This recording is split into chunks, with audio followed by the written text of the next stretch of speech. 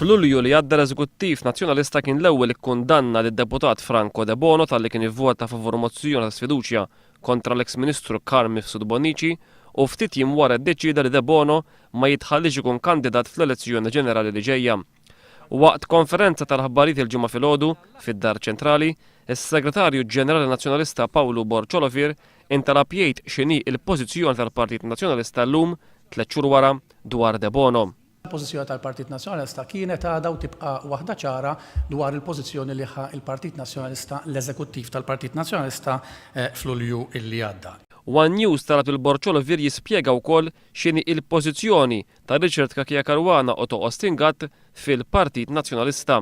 Ir-rwol ta' Austin Gatt, Richard Kakia Caruana u ħafna nies oħrajn huwa rwol simili bħal ħafna oħrajn li jipparteċipaw fil-ħdan il-Partit Nazzjonalista u jagħtu wkoll is-sem tagħhom bħal ħafna oħrajn u ħafna volontirja oħrajn fil-Partit Nazzjonalista. Fil-konferenza tal-aħbarijiet Borciolofir ikkundanna l-eżerċizzju illi qed isir mill-Partit Laburista biex għall-elezzjoni ġenerali li ġejja jinħareġ vot lil dawk biss illi għandhom dritt għalih.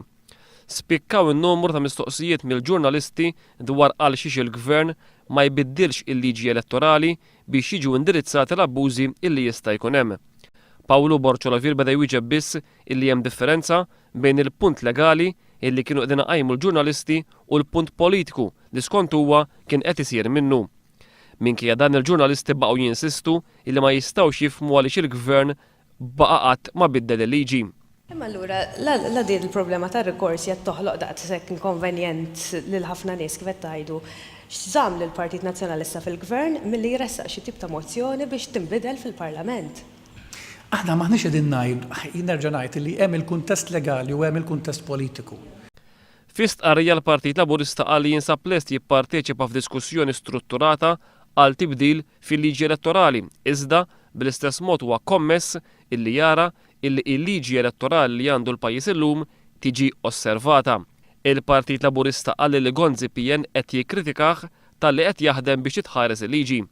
Il-Partit Laburista saħaq illi jekk irid ikun kredibbli, Gonzi PN għandu jipproponi tibdil fil-liġi minflok jinfex f'ħafna attakki illi permezz tagħhom qed tkompli toħroġ l-arroganza u l-ipokrizija tal-Gvern.